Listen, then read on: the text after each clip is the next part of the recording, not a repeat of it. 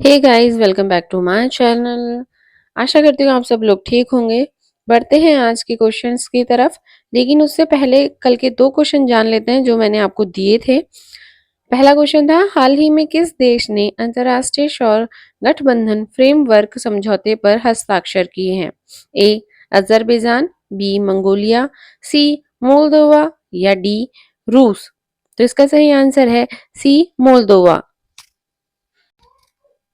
हाल ही में मोल्दोवा ने नवीकरणीय ऊर्जा को बढ़ावा देने की अपनी प्रतिबद्धता को आगे बढ़ाते हुए आधिकारिक तौर पर अंतर्राष्ट्रीय सौर गठबंधन आईएसए फ्रेमवर्क समझौते पर हस्ताक्षर किए हैं। आईएसए की अवधारणा भारत और फ्रांस के बीच एक सहयोगात्मक पहल के रूप में साल 2015 में पेरिस में कोप 21 के मौके पर अस्तित्व में आई थी। दूसरा क्वेश्चन था, डीडीसीए के नए अध्यक्ष के रूप में किसे चुना गया गया है? ए रविचंद्रन अश्विन, बी कीर्ति आजाद, सी रोहन जेटली या डी इनमें से कोई नहीं। तो इसका सही आंसर है सी रोहन जेटली को डीडीसीए के नए अध्यक्ष के रूप में चुना गया। रोहन जेटली को लगातार दूसरी बार दिल्ली जिला क्रिकेट एसोसिएशन डीडीसीए के अध्यक्ष के रूप में चुना गया है। उन्होंने अपनी प्रतिद्वंदी पूर्व क्रिकेटर कीर्ति आजाद पर निर्णायक जीत हासिल की।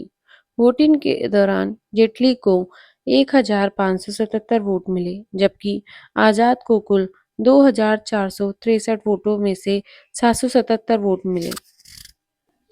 बढ़ते हैं आज के क्वेश्चंस की तरफ। किस भारतीय मंदिर में सुरक्षा उत्कृष्टता के लिए स्वॉर्ड ऑफ ऑनर पुरस्कार जीता? ए राम मंदिर अयोध्या, बी काशी विश्वनाथ मंदिर वाराणसी, सी कृष्ण जन्मभूमि मंदिर मथुरा या डी माँ विंध्यवासिनी मंदिर मिर्जापुर। तो इसका सही आंसर है ए राम मंदिर अयोध्या ने स्वॉर्ड ऑफ ऑनर पुरस्कार जीता। अयोध्या में राम मंदिर ने सुरक्षा प्रबंधन में उत्कृष्टता के लिए ब्रिटिश सुरक्षा परिषद से प्रतिष्ठित स्वॉर्ड ऑफ ऑनर पुरस्कार जीता। इस पुरस्कार के लिए ब्रिटिश सुरक्षा परिषद द्वारा 5 सितारा सुरक्षा ऑडिट और ऑन साइट मूल्यांकन की आवश्यकता होती है। मंदिर की निर्माण कंपनी लार्सन एंड टूब्रो को पहले सुरक्षा उपाय के लिए राष्ट्रीय सुरक्षा परिषद से गोल्डन ट्रॉफी मिली थी। शिखर और प्रमुख मूर्तियों सहित मंदिर का निर्माण अंतिम चरण में है, जिसे जून 2025 तक पूरा करने का लक्ष्य है। श्री राम दरबार और विभिन्न संतों की मूर्तियों का निर्माण जनवरी 2025 तक पूरा किया जाएगा, जिसमें 15 लाख क्यूबिक फीट बंसी पहाड़पुर पत्थर का उपयोग किया जाएगा। अब बात करते हैं थोड़ी राम मंदिर के बारे में। राम मंदिर एक महत्वपूर्ण आंशिक रूप से निर्मित हिंदू मंदिर है, जो वर्तमान में भारत के उत्तर प्रदेश के अयोध्या में है। जनवरी 2024 में इसका गर्भगृह तथा प्रथम तल बनकर तैयार है और 22 जनवरी 2024 को इसमें श्री राम के बाल रूप में विग्रह की प्राण प्रतिष्ठा की गई थी। उत्तर प्रदेश के बारे में थोड़ी सी बात करते हैं। उत्तर प्रदेश के वर्तमान राज्यपाल आनंदीबेन पटेल हैं। वर्तमान मुख्यमंत्री योगी आदित्यनाथ हैं। उत्तर प्रदेश की राजधानी लखनऊ है। विज्ञान और प्रौद्योगिकी मंत्रालय द्वारा लॉन्च किए गए भारत के पहले कीटनाशक रोधी बॉडी सूट का नाम क्या है? ए किसान रक्षक, बी किसान कवच, सी एग्रोशील्ड या डी उपरोक्त में से कोई नहीं। तो इसका सही आंसर है बी किसान कवच। विज्ञान और प्रौद्योगिकी मंत्री डॉक्टर जितेंद्र सिंह किसान कवच किसानों को हानिकारक कीटनाशकों के जोखिम से बचाने के लिए भारत का पहला कीटनाशक रोधी body suit sapio health private limited के साथ biotechnology research and innovation council Bengaluru द्वारा विकसित लिमिटेड। यह सूट किसान सुरक्षा और टिकाऊ कृषि को बढ़ावा देता है। यह धोने योग्य है, 1 वर्ष तक पुनः प्रयोज्य है और इसकी कीमत 4000 है।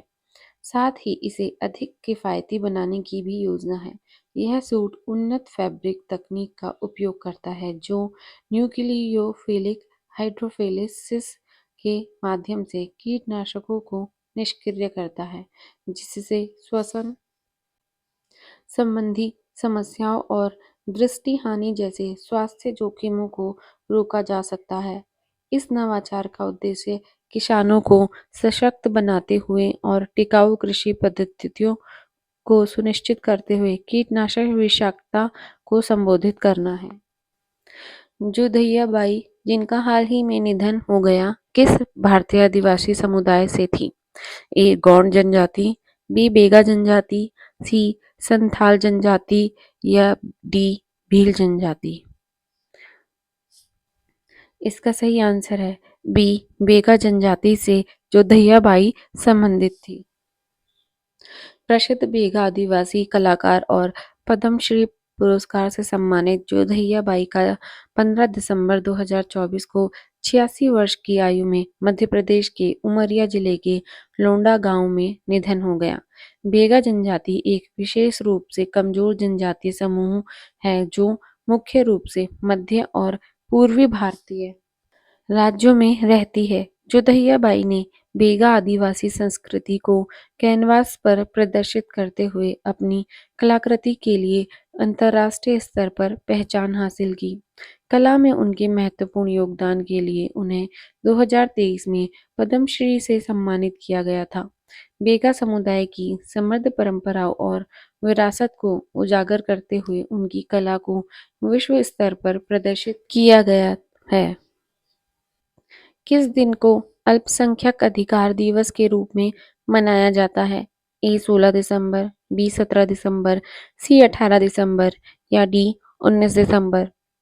तो इसका सही आंसर है सी. 18 दिसंबर को अल्पसंख्यक अधिकार दिवस के रूप में मनाया जाता है। 1992 में अपनाई गई अल्पसंख्यकों से संबंधित व्यक्ति के अधिकारों पर संयुक्त राष्ट्र की घोषणा की याद में 18 दिसंबर को अल्पसंख्यक अधिकार दिवस के रूप में मनाया जाता है। यह दिन अल्पसंख्यक अधिकारों के बारे में जागरूकता को बढ़ाता है, समाज में उनके योगदान पर प्रकाश डालता है और उनकी सुरक्षा और सशक्तिकरण को बढ़ावा देता है। गैर बाध्यकारी घोषणा अल्पसंख्यकों के लिए संस्कृति, धर्म और भाषा का अधिकार सुनिश्चित करती है, जो वैश्विक मानवाधिकार चर्चाओं को आकार देती है। भारतीय संविधान सभी नागरिकों के लिए मौलिक अधिकारों की गारंटी देता है, समानता को बढ़ावा देता है और अल्पसंख्यकों को भेदभाव से बचाता है। दिसंबर 2024 में कौन सा देश आईएसए फ्रेमवर्क समझौते पर हस्ताक्षर करके अंतर्राष्ट्रीय सौर गठबंधन में शामिल हो गया है? ए. रूस, B. Moldova, C. Ukraine, D. Kenya. तो इसका सही आंसर है बी. मोल्दोवा। मोल्दोवा ने हाल ही में नवीकरणीय ऊर्जा प्रयासों को आगे बढ़ाने के लिए अंतर्राष्ट्रीय सौर गठबंधन आईएसए फ्रेमवर्क समझौते पर हस्ताक्षर किए। भारत और फ्रांस द्वारा कोप 21 के दौरान 2015 में स्थापित आईएसए का मुख्यालय भारत के गुरुग्राम में है।